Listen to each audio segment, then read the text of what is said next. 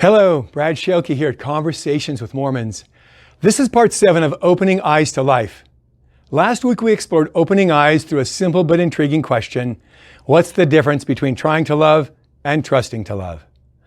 This week we'll explore what it means to trust to love, and we'll do that by considering a beautiful word. To introduce that word, I'll tell you a story. Last year, a student stopped briefly at the free book table at USU and took a book. 2 weeks later, he stopped again and stood at a distance observing conversations. I recognized him and thought he looked like he might be high on something. When we were alone, I greeted him. He replied slowly with 4 words: "I read that book." I asked what he got from it. This time he said 9 words: "I realized that love is bigger than I am." That man was high, but not on any mind-numbing substance. A new understanding of the meaning of love was blowing his mind. He was ready for conversation. Have you discovered what he discovered, that love is bigger than you are? The implications of this are mind-blowing. You can't contain something that is bigger than you are. This means that it's futile to look inside yourself for any ability to love.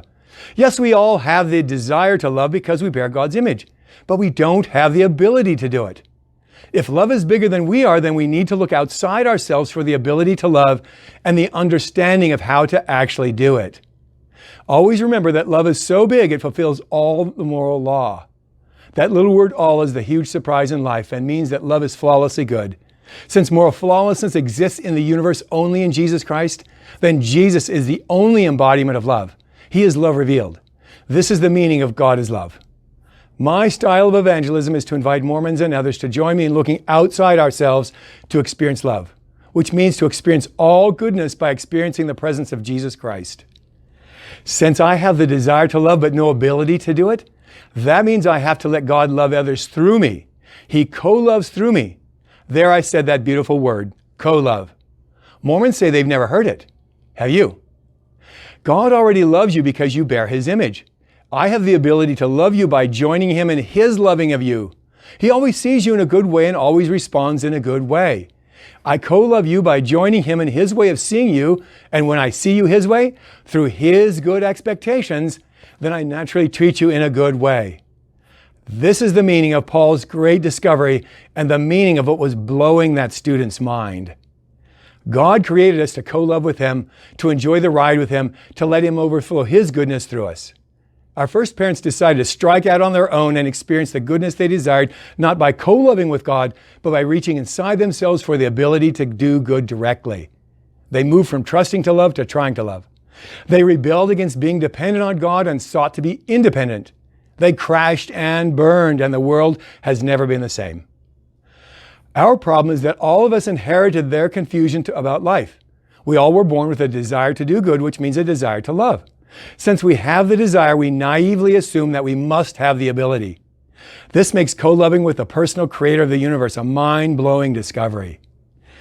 I count a privilege to lead Mormons and others to discover that love is bigger than they are and that their role in life is to trust God's good expectations written in their soul. This means they can abandon their dehumanizing self-effort and co-love with God. Co-loving with God results in another surprise. Good works flow like a mighty river from me while I'm co-loving with God. That's the way God created life to work.